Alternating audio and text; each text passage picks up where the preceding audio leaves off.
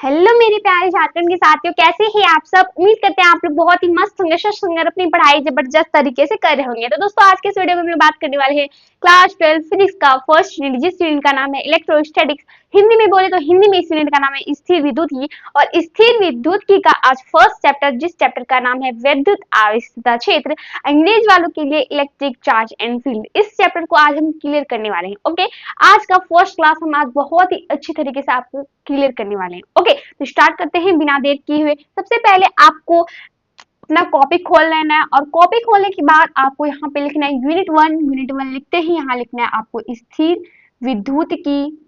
Okay, स्थिर विद्युत की में हम कौन सा चैप्टर स्टार्ट करने वाले हैं भाई? तो स्थिर विद्युत की में स्टार्ट करने वाले हैं चैप्टर, जिस चैप्टर का नाम होगा विद्युत आवेश तथा क्षेत्र। ओके, विद्युत आवेश तथा क्षेत्र। ओके, इस चैप्टर को आज हम स्टार्ट करने वाले हैं। ओके, तो सबसे पहले आपको समझना होगा कि ये जो यूनिट है ये एग्जाम में कितना मार्क्स का पूछा जाता है। जब तक मार्क्स नहीं पता होगा तब तक पढ़ने में मूड भी नहीं बनेगा। ठीक है, पता तो चले कितना मार्क्स का एग्जाम में पूछा जाता है, तब ना वैसे हिसाब से हम पढ़ेंगे। कुछ ऐसा सोच रहे होंगे। ठीक है, तो ये जो यूनिट है आपको एग्जाम में अकेले ये यूनिट 8 मार्क्स देगा। ठीक है, तो आज का जो ये जो यूनिट आप पढ़ते हैं, तो ये यूनिट आपको अकेले एग्जाम में 8 मार्क्स देगा। आज ही ये यूनिट क्लियर होने वाला नहीं है, ये यूनिट क्लियर करने में आपको टाइम तो लगेगा ही। ठीक है, तो क्योंकि ये बहुत बड़ा यूनिट है, तो जिसमें जो बड़ा है इसलिए तो इसमें बड़ा मार्क्स भी पूछा जाता है। कितना मार्क्स का? तो ये यूनिट जो है आपको 8 मार्क्स एग्जाम में अकेले देगा। ठीक है, तो सबसे पहले आपको ये भी लिख लेना है कि ये जो यूनिट है ये यूनिट हमको एग्जाम में 8 मार्क्स देगा, ताकि जब जब आप लास्ट में कॉपी खोले तो आपको पता रहे कि ये जो यूनिट है वो एग्जाम में 8 मार्क्स तो पूछा जाएगा, तो उन सारे चीजों को हम बटोर लेते हैं। ठीक है, तो ऐसा हम भी करते थे, ऐसा आपके साथ भी हुआ होगा और ऐसा आप भी करेंगे। ऐसा हुआ होगा तो नहीं, आप ऐसा करेंगे। ठीक है, तो ऐसा करेंगे। तो इससे पहले हम आपको ये सारी चीजें बता देते हैं कि ये जो है आपको एग्जाम में 8 मार्क्स देगा अकेले ये जो यूनिट। ठीक है, अब अगर बात करें आप ये जो बस चैप्टर पढ़े हैं विद्युत आवेश क्षेत्र वाले चैप्टर को, तो ये जो अगर आप सिर्फ चैप्टर कंप्लीट किए हैं तो आपको ये 4 मार्क्स देगा। और अगर इसमें और एक चैप्टर है विद्युत विभव तथा धारिता, इस वाले भी चैप्टर को आपने कंप्लीट किया है, तब जाके आपको 8 मार्क्स मिलेगा। ठीक है, यानी कि अगर आप इन दोनों चैप्टर को मिक्स करके पढ़ते हैं तो ये यूनिट होता है स्थिर विद्युत की, और ये जो स्थिर विद्युत की है यही यूनिट आपको एग्जाम में 8 मार्क्स देगा। ठीक है, सो क्लियर हो गया आप लोगों का? यहाँ तक आपने समझ लिया कि ये जो यूनिट है ये एग्जाम में कितना मार्क्स का पूछा जाएगा, और ये हम कौन सा यूनिट अभी स्टार्ट कर रहे हैं, और इस यूनिट में हम कौन सा चैप्टर स्टार्ट कर रहे हैं। ठीक है, जिनका रिवीजन हो रहा है देखिए कितना अच्छे तरीके से उनका रिवीजन हो रहा है, और जो फर्स्ट बार क्लास कर रहे हैं, जो पहला उनका क्लास है, वो सीधा सीधा समझते चलिए और अपना कॉपी में नोट डाउन करते चलिए। जिनका रिवीजन है वो चाहे रफ में नोट डाउन कर सकते हैं या फिर नहीं कर सकते, उनका टेंशन नहीं है, उसका रिवीजन है, वो पहले ही पढ़ चुका है, वो फिर से भी रिवाइज करना चाहते हैं तो उनके लिए भी कोई दिक्कत की बात नहीं है। ठीक है, जो भी स्टूडेंट जो आपने पहले पढ़ा है नहीं पढ़ा है, सारी चीजें आपको यहाँ पे क्लियर हो जाएगी। ठीक है, तो स्टार्ट करते हैं। सबसे पहले आपको इसका समझना होगा डिफिनेशन, किस चीज का भाई? स्थिर विद्युत की का, यानी कि इलेक्ट्रोस्टैटिक्स का। ठीक है, तो इलेक्ट्रोस्टैटिक्स का डिफिनेशन समझने से पहले आप हमें एक चीज बताइए, क्या आपने कभी भी एक हिंदी व्याकरण में टॉपिक आता है, जो जो टॉपिक होगा वो टॉपिक का नाम है संधि विच्छेद, तो क्या आपने कभी भी संधि विच्छेद सीखा है? आप लोग बोलेंगे हाँ सीखे, छोटे में, जब हम लगभग 7th में थे, 6 में थे, कोई बोलेंगे 5 में थे। ठीक है, ऐसा करके कुछ बोलेंगे। ठीक है, तो आपने संधि विच्छेद करके कोई टॉपिक पढ़ा होगा, पढ़े होंगे, बिल्कुल पढ़े होंगे हिंदी व्याकरण में। तो क्या आप हमें बता सकते हैं कि दिगंबर का संधि विच्छेद क्या होता है? तो मेरे ख्याल से आप लोग शायद दिगंबर का संधि विच्छेद दिक् जोड़ अंबर इज इक्वल टू दिगंबर करेंगे। ठीक है, तो क्या हम आपको अगर बोले कि स्थिर विद्युत का आपको संधि विच्छेद करना है तो आप किस प्रकार से करेंगे? मेरे ख्याल से आप लोग कमेंट बॉक्स में दीजिए इसका आंसर। ठीक है, तो फटाफट आप लोग कमेंट बॉक्स में इसका आंसर दीजिए, बिना संधि विच्छेद नहीं किए हुए, क्योंकि इसका डिफिनेशन इसमें छुपा हुआ है। अगर इसको संधि विच्छेद नहीं करेंगे तो इसका डिफिनेशन नहीं निकलेगा। ठीक है, आप लोगों ने कमेंट बॉक्स में इसका आंसर दे दिए होंगे। अब हम बात करते हैं कि इसको आप लोगों ने कैसे तोड़ा होगा। मेरे ख्याल से आप लोगों ने फर्स्ट इसको तोड़ा होगा स्थिर स्थिर प्लस विद्युत की। ओके, अंग्रेज वालों के लिए स्टैटिक्स प्लस इलेक्ट्रो। ठीक है, ऐसा करके कुछ उन्होंने तोड़ा होगा। ठीक है, अगर हम बात करें स्टैटिक्स का यानी कि स्थिर का, स्थिर मतलब होता है कोई भी चीज जब रेस्ट में रहता है। ठीक है, यानी कि कोई भी चीज जब विराम में रहता है तो उसको हम क्या नाम देते हैं? स्थिर। विराम यानी कि कोई भी चीज रुक जाना। ओके, कोई भी चीज क्या हो ना, रुक जाना, उसको हम क्या नाम देंगे, रेस्ट। जब भी कोई चीज रेस्ट में रहता है, ठीक है, यानी कि स्थिर, ओके, इसको बोल सकते हैं, ठीक है। अब बात करें इलेक्ट्रो का। इलेक्ट्रो मतलब होता है चार्ज, हिंदी में बोले तो आवेश, ठीक है। इलेक्ट्रो मतलब क्या होता है, चार्ज, हिंदी में बोले तो आवेश। ओके, क्लियर हो गया यहाँ तक आपका।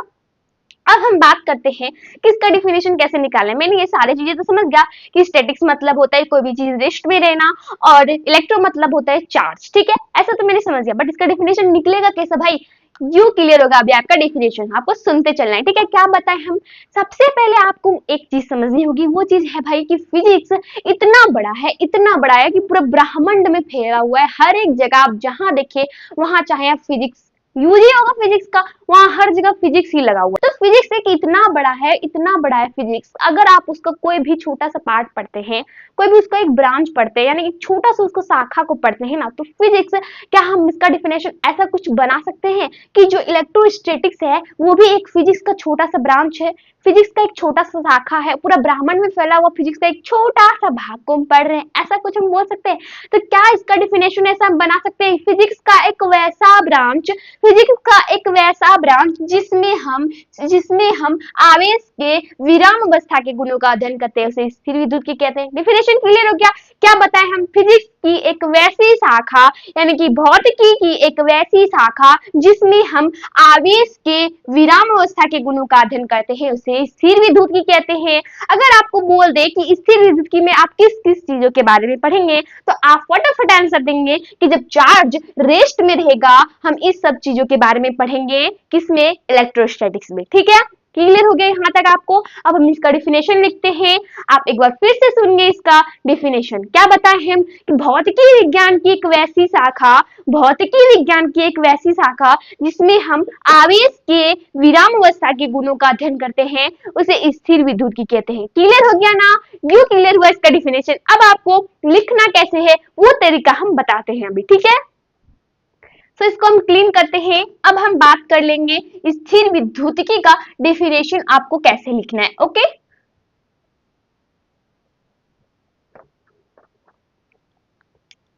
सबसे पहले आपको यहाँ पे स्टार्ट मार्क लगाना है, उसके बाद आपको ब्लैक पेन से यहाँ स्थिर विद्युतिकी,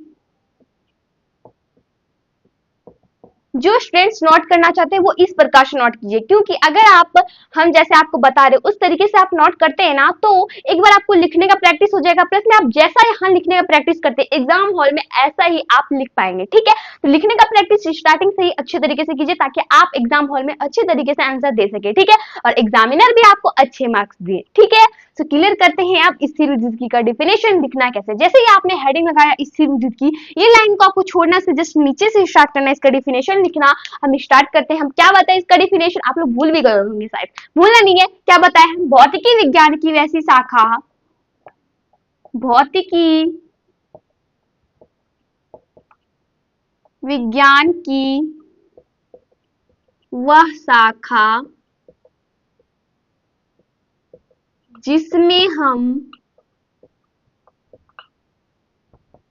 आवेश के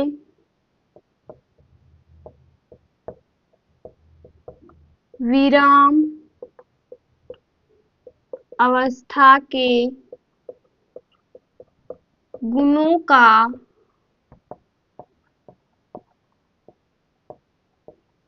अध्ययन करते हैं, उसे स्थिर विद्युतिकी कहते हैं, ठीक है। क्लियर हो गया इसका डिफिनेशन। क्या बताया हम, भौतिकी विज्ञान की वैसी शाखा जिसमें हम आवेश के विराम अवस्था के गुणों का अध्ययन करते हैं, उसे स्थिर विद्युत की कहते हैं। जब चार्ज किसमें हो, रेस्ट में हो, उन सब चीजों के बारे में हम इसमें पढ़ते हैं, उस चीज को हम नाम देते हैं इलेक्ट्रोस्टैटिक्स, ठीक है। क्लियर हो गया इसका डिफिनेशन। अब हम इसको क्लीन करते हैं और आपका नेक्स्ट टॉपिक होगा इलेक्ट्रिक चार्ज, ठीक है। इलेक्ट्रिक चार्ज को हम यूं क्लियर करने वाले हैं, ठीक है।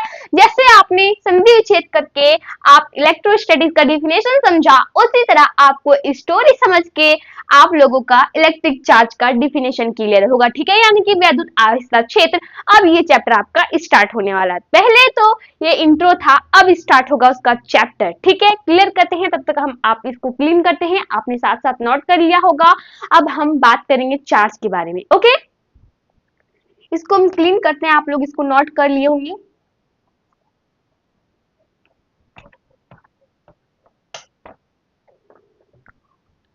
अब बात करते हैं हम चार्ज के बारे में। सबसे पहले आपको ऐसे ही स्टार मार्क लगाना है, यहाँ लिखना है आपको आवेश, ओके। आवेश को समझने से पहले आपको एक स्टोरी समझनी होगी, ठीक है। वो स्टोरी बहुत एक छोटा सा स्टोरी है। आपको एक समझना है कि कोई ये ए नाम का कोई आदमी है और ये दूसरा कोई बी नाम का आदमी है, ठीक है। ए बी नाम का कोई दूसरा एक आदमी है और ये दूसरा आदमी है, ठीक है। हम यहाँ पे आदमी का कंपेयर कोई पदार्थ से करेंगे, ओके। वो सारी चीजें को मैं लिखते चलती हूँ। अभी आपको थोड़ी थोड़ी बोरिंग लगेगी, जैसे आपको इलेक्ट्रोस्टैटिक्स का डिफिनेशन क्लियर हुआ ना, उसी तरह ये भी डिफिनेशन आपको क्लियर होगा, ठीक है। सो आपको अभी बोरिंग नहीं लगाना, आपको इंटरेस्टिंग बनाना है, ठीक है। तो स्टार्ट करते हैं हम। पहले हम यहाँ बता दें कि आदमी को हम यहाँ कंपेयर करेंगे कोई पदार्थ से। अरे भाई, आदमी तो सबको समझता होगा। अब हम बात करते हैं यहाँ पे इलेक्ट्रॉन का। यहाँ पे कंपेयर हम किससे करेंगे? पैसा से, जिसको कोई नहीं भूल सकता है भाई, पैसा, ठीक है। समझ गए आप लोग यहाँ तक? अब आपको समझना है कि ए नाम का जो आदमी है ना, वो बहुत ज्यादा रिच है, ठीक है। यानी कि इतना रिच है, इतना रिच है, इतना रिच है, मतलब बोला जाए बहुत ज्यादा रिच है, ठीक है। तो ये जो ए नाम का आदमी है बहुत ज्यादा रिच है, और बी जो नाम का आदमी है जो बहुत ज्यादा पुअर है, किसी से कर्ज लेता है, फिर ऋण लेता है, फिर इसको कभी कभी भीख मांगना पड़ जाता है, ठीक है। तो इस प्रकार से ये आदमी है, ठीक है। तो क्या बोले, ये आदमी बहुत ज्यादा रिच है। एक दिन ये जो आदमी है ये मंदिर जाता है पूजा करने के लिए, ठीक है। मंदिर से ये जैसे ही वापस लौट रहा है पूजा करते हुए, तो ये जो भिखारी बी है, यानी कि ये जो वस्तु बी है, पदार्थ बी बोले, तो ये आदमी क्या किया, एक दिन ये आदमी ये जो पूजा करके जब लौट रहा था, इसके पास ये आदमी गया और बोला कि एक डायलॉग होता है ऐसे करके, सबका ये डायलॉग होता है, मेरे गांव में तो ऐसे को याद है तो ऐसे ही बोला था कि दिद्दे राम दिनादे राम देने वाला सीताराम। क्या बोले? दिद्दे राम दिलादे राम देने वाला सीताराम। ये आपको जाके लिखना नहीं है एग्जाम में, ठीक है। आपको बस हम समझाने के लिए बता, तो ये डायलॉग मारेंगे ये इसके पास, ठीक है। तो ये क्या क्या इसका मतलब कि ये कुछ मांग ही रहा है, ऐसा करके कुछ इन्होंने सोचा। तो ये क्या बोला कि हमको कुछ दे दो, नहीं तो हम भूखे रह जाएंगे आज, ठीक है। तो ये व्यक्ति जो है, ये आदमी ए है, ये रिच के साथ साथ ना दयालु भी था। ऐसा कम ही दिखा जाएगा कि कोई आदमी रिच है और वो दयालु है, ठीक है। ऐसा कम ही दिखा जाता है, बट ये ऐसा था, ये रिच था और दयालु भी था। रिच के साथ दयालु होने के कारण ये क्या किया, इसके पास टोटल 100 रुपीज था, ठीक है। टोटल इसके पास 100 रुपीज था और इसके पास 0 रुपीज था, यानी कि इसके पास एक भी रुपया नहीं था और इसके पास 100 रुपीज था, ठीक है। अब बोलेंगे हैं 100 रुपीज में कोई रिच हो सकता है क्या? देखिए, अब इसके पास 0 रुपए है और इसके पास 100 रुपीज है, तो इससे तो ये ज्यादा रिच है ना, तो हम इसका यहाँ पे कंपेयर करें, ठीक है। तो 100 रुपए 0 रुपए में ऐसे गरीब ऐसे में वो आपको नहीं समझना है, ठीक है। आपको बस क्लियर करना है कि ये इसके तुलना में रिच है, ठीक है। बस हमको यही आप बताना चाह रहे थे हम आपको, ठीक है। क्लियर हो गया यहाँ तक? हम क्या बोले कि ये व्यक्ति के पास पहले 0 रुपए था और ये व्यक्ति के पास पहले 100 रुपीज था, ठीक है। तो ये जब गया इसके पास मांगने के लिए पैसा, वही डायलॉग लेके, तो ये क्या किया, 100 रुपीज से ये 40 रुपीज इस व्यक्ति को दे दिया। यानी कि ये जो है रिच व्यक्ति, ये गरीब व्यक्ति को 40 रुपए दान कर दिया, ठीक है। अब इसके पास आप बोलेंगे 40 ही क्यों, ये जितना मन किया इसको वो उतना दान कर दिया, ठीक है। हम ये आपको एग्जांपल के तौर पे आप ले सकते हैं, 60 ले सकते हैं, 70 ले सकते हैं, जो भी ले सकते हैं, ठीक है। सो ये क्या ये जो व्यक्ति है इसको 40 रुपए दान कर दिया, ठीक है। दान कर देने की वजह से पता है अब इसके पास कितना रुपए बचा? हाँ पता है, 60 रुपए बचा, ठीक है। इतना ही बचा ना। अब इसके पास कितना था, पहले 0, अब आ गया 40, और इसके पास पहले 100, अब आ गया 60। तो क्या बता सकते हैं आप कि इसमें पैसों की कमी हुई ना, और इसमें पैसों की अधिकता हुई। कैसे हुई कमी? इसमें 100 था, अब आ गया 60 भाई, और इसमें 0 था, अब आ गया 40 भाई। तो इसमें इलेक्ट्रॉन की अधिकता हुई और इसमें इलेक्ट्रॉन की क्या हुई, कमी हुई। तो इसमें इलेक्ट्रॉन डिक्रीज हुआ और इसमें इलेक्ट्रॉन इंक्रीज हुआ। क्या आप यहाँ तक क्लियर हो गया आपको? अब आपको समझना है, ये इलेक्ट्रॉन दान करने की वजह से ये व्यक्ति क्या कहलाया, धनवान। और धनवान से आपको याद रखना है धनावेश, और धनावेश यानी कि पॉजिटिव, पॉजिटिव यानी कि प्लस चार्ज, ठीक है। तो इसमें चार्ज क्या आया, प्लस आया। और ये जो व्यक्ति था ये क्या क्या किसी से लिया, यानी किसी से ग्रहण किया, किसी से लेने की वजह से ये ऋणवान हुआ। और ऋणवान से याद रखना है आपको ऋणावेश, ऋणावेश मतलब नेगेटिव चार्ज, ठीक है। क्लियर हो गया आपको? ऋणावेश यानी कि नेगेटिव माइनस चार्ज। ठीक है, क्लियर हो गया यहाँ तक आपको? अब आपको समझना ये है कि पॉजिटिव नेगेटिव में अट्रैक्शन होता है या रिपल्सन होता है। भाई इसमें तो कंफ्यूजन ही कंफ्यूजन होता है, सॉल्यूशन का तो पता नहीं। तो आज हम उसका सॉल्यूशन क्लियर करने वाले हैं। ठीक है, तो क्या बोले हम कि आपको एक ट्रिक याद रखना होगा। वो ट्रिक है समान जाति वाला लोग एक दूसरे को विकर्षित करता है और विपरीत जाति वाला लोग एक दूसरे को आकर्षित करता है। तो क्या बोले हम कि समान जाति वाले लोग एक दूसरे को विकर्षित करता है और विपरीत जाति वाले लोग एक दूसरे को आकर्षित करता है। तो वो आपको थोड़ा सा बगल में चाहे तो नोट देके या फिर ट्रिक देके लिख सकते हैं। ठीक है, प्लस माइनस माइनस प्लस का बात करें तो ये है, ये जाति क्या है? विपरीत है भाई। कैसे? ये पॉजिटिव नेगेटिव नेगेटिव पॉजिटिव। तो विपरीत कास्ट का लोग क्या करेगा? एक दूसरे को आकर्षित करेगा यानी कि अट्रैक्शन नाम देंगे। और जैसे ही पॉजिटिव पॉजिटिव अगर नेगेटिव नेगेटिव दिखे यानी कि सेम प्रकार का कास्ट एक दूसरे को क्या करेगा? रिपल्सन करेगा। ठीक है, रिपल्सन का बात हो गया यहाँ पे, आपने समझ गया कब अट्रैक्शन और कब रिपल्सन करेगा। क्या आप ये आंसर हमको कमेंट सेक्शन में दे सकते हैं कि ये पॉजिटिव और ये नेगेटिव एक दूसरे को अट्रैक्शन करेगा या रिपल्सन करेगा? ठीक है, तो आप ये फटाफट कमेंट बॉक्स में आंसर दीजिए। तो आपने यहाँ तक जो है पूरे स्टोरी को समझ गया। क्या बताया हम? इलेक्ट्रॉन दान करने की वजह से इसके पास इलेक्ट्रॉन की कमी हुई, इसके पास इलेक्ट्रॉन का अधिकता हुआ। ये दान करने वाला धनवान और लेने वाला ऋणवान, ऐसा हमने अब कुछ बताया। तो लेने वाला ऋणवान के कारण यहाँ पे माइनस चार्ज आया, यहाँ पे प्लस चार्ज आया। ठीक है, तो इसका डिफिनेशन अब आपको सुनना है। आपने यहाँ तक तो क्लियर कर लिया, अब आपको इसका डिफिनेशन सुनना है। यू क्लियर होगा आपको इसका डिफिनेशन। कहानी तो इंटरेस्टिंग था ना। अब हम स्टार्ट करते हैं। ठीक है, क्या बोले हम? जब किसी पदार्थ में इलेक्ट्रॉन की कमी हो जाए या इलेक्ट्रॉन की अधिकता हो जाए तो उसके मध्य आकर्षण और विकर्षण का एक गुण पाया जाता है, जिस गुण को हम चार्ज कहते हैं। यही आकर्षण विकर्षण, पॉजिटिव नेगेटिव, यहाँ मान लीजिए कभी नेगेटिव आएगा, यहाँ मान लीजिए कभी पॉजिटिव आएगा, ऐसे कुछ चार्ज आता है। ठीक है, तो उन सब चार्ज के बीच जो होता है अट्रैक्शन और रिपल्सन का एक गुण पाया जाता है, जिस गुण को हम चार्ज कहते हैं। ठीक है, क्लियर हो गया इसका डिफिनेशन? अब आपको इसका डिफिनेशन लिखना है। एक और फिर से सुनिए इसका डिफिनेशन। जब किसी पदार्थ में इलेक्ट्रॉन की कमी हो जाए या इलेक्ट्रॉन की अधिकता हो जाए तो उसके मध्य आकर्षण और विकर्षण का एक गुण पाया जाएगा, जिस गुण को हम नाम देंगे चार्ज। ठीक है, क्लियर हो गया? हम इसको क्लीन करते हैं और स्टार्ट करते हैं इसका डिफिनेशन लिखने का। ठीक है, तो इसको हम क्लीन करते हैं, इसका डिफिनेशन लिखते हैं। अब आपने यहां तक तो सारी चीजें समझ गए होंगे। अब हम स्टार्ट करते हैं इसका डिफिनेशन। ये आपका इंपॉर्टेंट है, आप इसको इंपॉर्टेंट में टिक कर लीजिएगा, क्योंकि ये जो है ना क्वेश्चन, ये 2 मार्क्स में पूछा जाता है। ओके, 2 मार्क्स में पूछा जाता है। और एक होता है ना 2 मार्क्स का क्वेश्चन, फिर 3 मार्क्स का, फिर 5 मार्क्स का, ऐसा कुछ क्वेश्चन होता है। तो ये तो हम एग्जाम का लास्ट में बताएंगे कि कौन सा कितना मार्क्स का पूछा जाएगा, कौन कौन सा जो है टॉपिक्स पूछा जाएगा, कितना मार्क्स का, वो सारी चीजें एग्जाम का लास्ट में बताएंगे। पहले से भी आपको सारी चीजें को क्लियर करते हुए चलना है, उसके बाद लास्ट में आपको सारी चीजें मैं देते चलूंगी। ओके, सो क्लियर हो गया यहाँ तक? आपने सारा डिफिनेशन इसको क्लियर कर लिया। इसका डिफिनेशन मैंने क्या बताई थी, एक बार फिर से सुनिए, कहीं आप भूल नहीं गए होंगे। ठीक है, तो भूलना नहीं है, आपको सारी चीजों को याद करते हुए रखना। तो क्या बताया इसका डिफिनेशन? हम इसका डिफिनेशन बताया हम, जब किसी पदार्थ में इलेक्ट्रॉन की कमी हो जाए या इलेक्ट्रॉन की अधिकता हो जाए तो उन दोनों वस्तु के मध्य आकर्षण और विकर्षण का एक गुण पाया जाता है, जिस गुण को हम नाम देते हैं चार्ज। तो लिखते हैं इसका डिफिनेशन। अब इसका डिफिनेशन हम क्या बताएं? इसका डिफिनेशन बताएं, जब किसी पदार्थ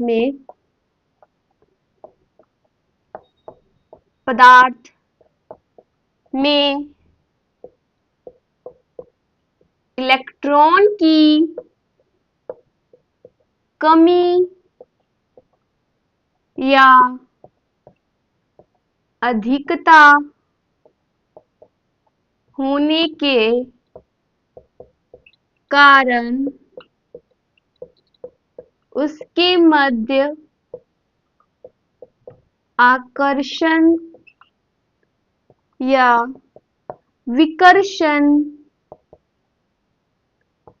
का गुण पाया जाता है, उसे आवेश कहते हैं। ठीक है, इसको डिनोट किससे किया जाता है? भाई हर एक चीज को, आपने जिनका रिवीजन है उनको तो पता ही होगा कि हर एक चीज को डिनोट किया जाता है किसी किसी चीज से। ठीक है, तो वो यहाँ पे किस चीज से इसको डिनोट किया जाएगा उसको आपको समझना। कैपिटल क्यू या स्मॉल क्यू से इसे डिनोट किया जाता है। ओके, सबसे पहले यहाँ लिखना है, इसे कैपिटल क्यू या स्मॉल क्यू द्वारा सूचित की जाती है। इतना तक आपको क्लियर हो गया? आपने डेफिनेशन चार्ज का समझ लिया, यू क्लियर हुआ ना चार्ज का डेफिनेशन। अब हम बात करते हैं चार्ज का टाइप्स, यानी कि आवेश कितने प्रकार का होता है, यानी कि टाइप्स ऑफ चार्ज, यानी कि चार्ज कितने प्रकार के होते हैं, उन सब चीजों को आज हम डिस्कस करने वाले हैं। ठीक है, तो यहाँ तक आपने समझ लिया। अब हम इसको क्लीन करते हैं, अब स्टार्ट करेंगे टाइप्स ऑफ चार्ज। ओके, अब यहाँ तक हम इस चीज को क्लियर कर देते हैं। अब हम बात करेंगे चार्ज कितने प्रकार के होते हैं। ठीक है, और हाँ, अगर आपको ये सारी चीजें समझ में आ रही हो, अगर आपको पहले से आपने कहीं अगर पहले पढ़ा हो, उनसे आपको ये सारी चीजें इजी लग रही हो, तो आपसे रिक्वेस्ट है कि आप हमारे चैनल को सब्सक्राइब करें, कमेंट करें और ज्यादा से ज्यादा हो कि आप शेयर करें। ठीक है, सो आपने यहाँ तक सारी चीजें क्लियर कर लिया। अब हम बात कर लेते हैं चार्ज के प्रकार। ओके, तो चार्ज का प्रकार आपको समझने से पहले आपको यहाँ पे हेडिंग लगानी होगी कि आवेश के प्रकार। आपको मैं सारे टॉपिक वाइज सारे चीज को पढ़ाऊंगी। ओके, टाइप्स ऑफ चार्ज, यानी कि चार्ज कितने प्रकार के होते हैं। ठीक है, चार्ज कितने प्रकार के होते हैं आपको वो सारी चीजें समझना। चार्ज भाई एक पॉजिटिव और नेगेटिव ही तो पढ़ा है मैंने, तीसरा तो कोई नहीं टपकेगा। यानी कि चार्ज दो प्रकार के होते हैं। ठीक है, ये चार्ज दो प्रकार के होते हैं, कौन कौन सा? एक धनावेश और एक दूसरा ऋणावेश, यानी कि एक पॉजिटिव और दूसरा नेगेटिव। ठीक है, तो सबसे पहला होगा आपका धनावेश। धनावेश का भी डिफिनेशन आपका यू क्लियर होगा। ठीक है, धनावेश का डिफिनेशन हम क्या बताए थे कि जी जो धनवान था, धनवान के कारण ये क्या करता था? इलेक्ट्रॉन दान करता था। यानी कि जब भी कोई पदार्थ इलेक्ट्रॉन को त्याग कर दे तो उसपे जो भी चार्ज उत्पन्न होगा उस चार्ज को हम नाम देंगे धनावेश। तो इसका डिफिनेशन क्लियर हो गया ना? क्या बताए थे हम? देने वाला धनवान और लेने वाला ऋणवान। तो ये धनवान जो होगा ये क्या करेगा? इलेक्ट्रॉन किसी को देगा। वही जो 100 रुपए था, ये जो इलेक्ट्रॉन दिया था ना, वो धनवान था। ठीक है, तो इसका डिफिनेशन क्या बताए हम कि जब कोई पदार्थ इलेक्ट्रॉन का त्याग कर दे तो उस पर जो भी चार्ज उत्पन्न होगा उस चार्ज को हम धनावेश नाम देंगे। ठीक है, तो इसका डिफिनेशन लिखते हैं। जब कोई पदार्थ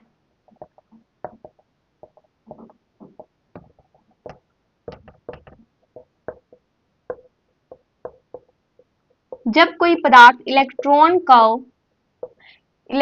को त्याग करता है उसे धनावेश कहते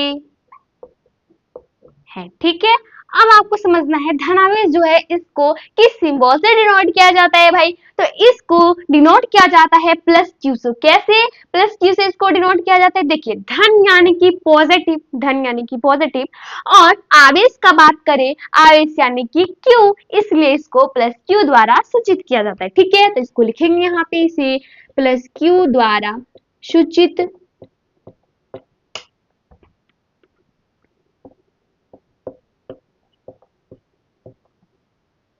की जाती है। इतना तक आपका क्लियर हो गया? आपने समझ लिया इसको किससे से डिनोट किया जाता है।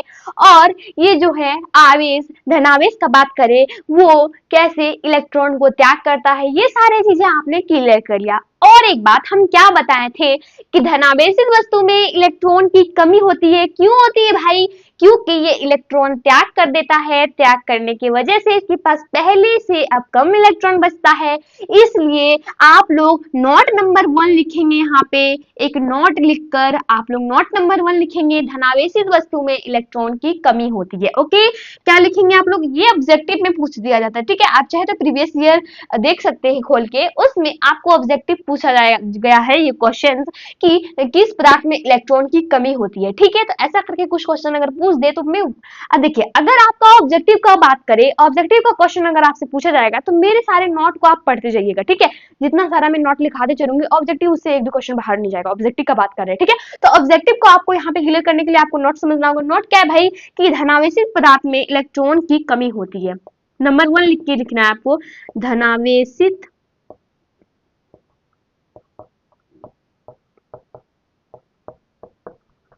धनावेशित पदार्थ में इलेक्ट्रॉन की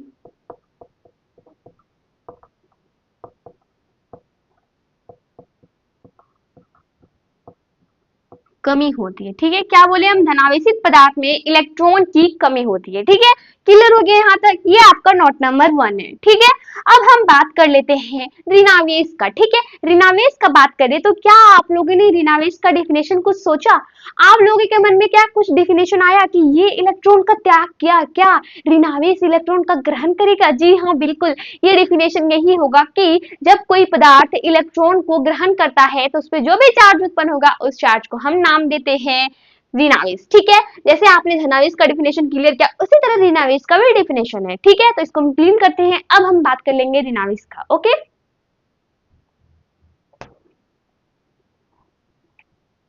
तो फर्स्ट आप क्लियर हो गया, अब हम सेकेंड का बात कर लेते हैं। ओके, सेकेंड है आपका ऋणावेश। ऋणावेश हम क्या बताएं कि जो भिखारी था वो किसी से पैसा लेने गया, यानी कि किसी से भीख मांगने गया, किसी से कोई चीज ग्रहण करने गया, इसलिए उसको हम नाम दिए ऋणावेश। तो इसका डेफिनेशन हम क्या बताएं कि जब कोई पदार्थ इलेक्ट्रॉन ग्रहण करता है तो उस पर जो भी चार्ज उत्पन्न होगा उस चार्ज को हम नाम देंगे ऋणावेश। ठीक है, तो इसका डेफिनेशन क्या बताए हम, जब कोई पदार्थ इलेक्ट्रॉन का जब कोई पदार्थ इलेक्ट्रॉन को क्या करे, ग्रहण करे,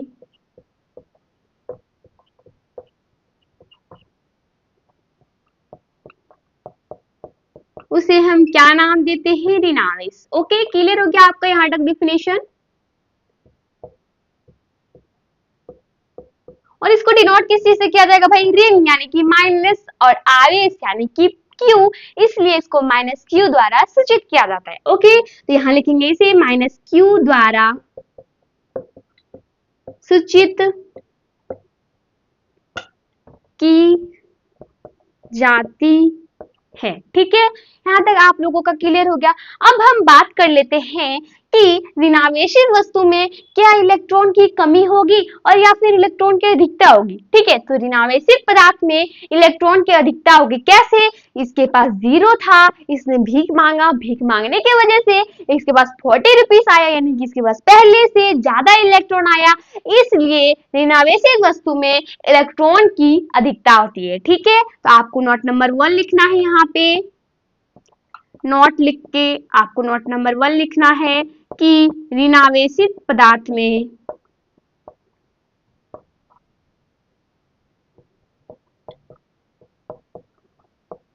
इलेक्ट्रॉन की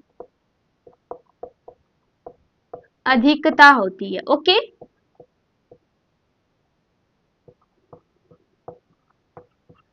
क्लियर हो गया आपका यहाँ तक, आपने ऋणावेश को भी समझ लिया, धनावेश को भी समझ लिया, चार्ज को समझ लिया और इलेक्ट्रोस्टैटिक्स को भी समझ लिया। अब हम बात करेंगे कि इलेक्ट्रॉन और प्रोटॉन और न्यूट्रॉन इन सब का चार्ज और मास क्या होता है भाई। अगर आप इलेक्ट्रॉन, प्रोटॉन, न्यूट्रॉन इन सब का चार्ज, मास पढ़ लेते हैं तो आपका न्यूमेरिकल्स में ये सारी चीजें बहुत ज्यादा काम आती है। ठीक है, उनका यूज होता है वहां पे। तो इलेक्ट्रॉन, प्रोटॉन, न्यूट्रॉन इन सब का आपको चार्ज, मास अभी समझना होगा। ठीक है, तो सबसे पहले यहाँ हेडिंग लगाना है सूक्ष्म कणों का आवेश तथा द्रव्यमान। सूक्ष्म कणों का आवेश तथा द्रव्यमान। ओके, ये हेडिंग लगाने के बाद आपको एक सुंदर सा कॉलम बनाना है। उस कॉलम में आपको पता चलेगा कि किसका मास और किसका चार्ज कितना होता है। ओके, तो ये कॉलम बनाने के बाद आपको एक लंबे लंबे खंबे खड़ा करना है। ओके, और उसके बाद यहाँ पे लिखना है पार्टिकल्स, जो पार्टिकल्स का नाम होगा वो, और यहाँ पे होगा चार्ज, यानी कि चार्ज बोला जाए इलेक्ट्रॉन का, उन सब का चार्ज का वैल्यू कितना होगा वो सारी चीजें लिखेंगे। और यहाँ बात करें द्रव्यमान, यानी कि उनका मास का वैल्यू कितना होगा वो सारी चीजें हम यहाँ लिखेंगे। ठीक है, तो सबसे फर्स्ट हम यहाँ लिखते हैं इलेक्ट्रॉन। इलेक्ट्रॉन, और एक बात, यदि आपको समझ में ना आ रहा हो कि सूक्ष्म कण यानी स्मॉल पार्टिकल्स ये क्या होता है, हमको बिल्कुल समझ में नहीं आता, तो अभी क्लियर कराते हैं। क्या आपने इलेक्ट्रॉन, प्रोटॉन, न्यूट्रॉन इन सारी चीजों को चलते हुए कभी देखा है? नहीं ना। आप इन सारी चीजों को सूक्ष्मदर्शी से देख सकते हैं, कभी इसे चलते हुए नहीं देख सकते हैं, ठीक है। जिस चीज को आप चलते हुए नहीं देख सकते हैं उस चीज को हम नाम देते हैं स्मॉल पार्टिकल्स, यानी कि सूक्ष्म कण। क्लियर हो गया यहाँ तक आपको? अब आपको समझना है कि इलेक्ट्रॉन जो है उसका चार्ज कितना होता है भाई। तो इलेक्ट्रॉन का चार्ज होता है -1.6 इंटू 10⁻⁹ कूलम।